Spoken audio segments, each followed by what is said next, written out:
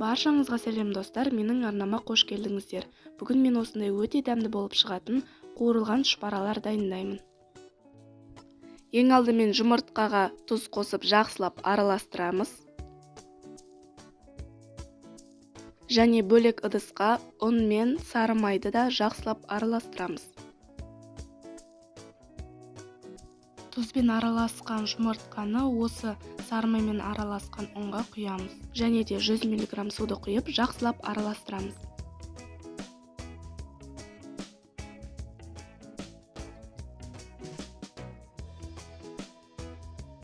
Міне осындай жұмсақ қамыр шығады.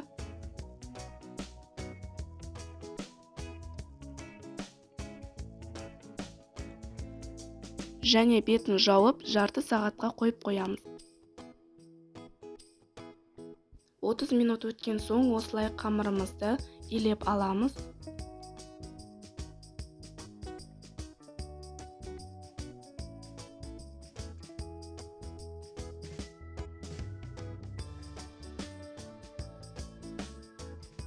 Бетін тағы да жауып 10-15 минутқа қойып қоямыз.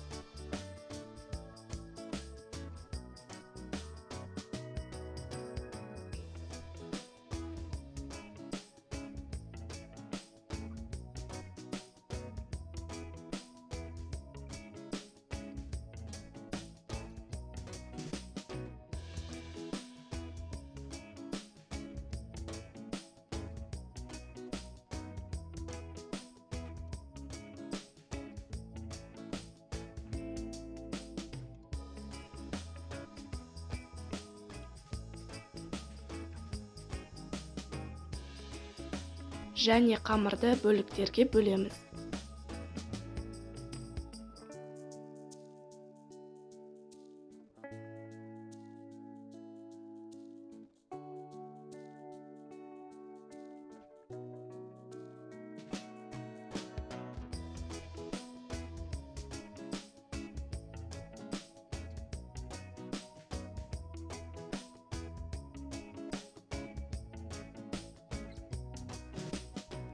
Салмасына картопты пісіріп, оған тұз және де өздеріңіздің қалауларыңызша қара бұрыш қосасыздар.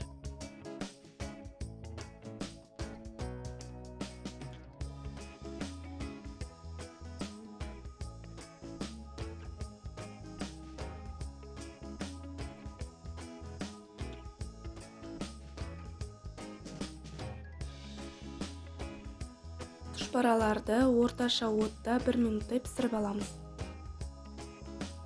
Міне қуырылған тұшпаралар дайын, өте дәмді болып шығады. Міндетті түрде дайындап көріңіздер.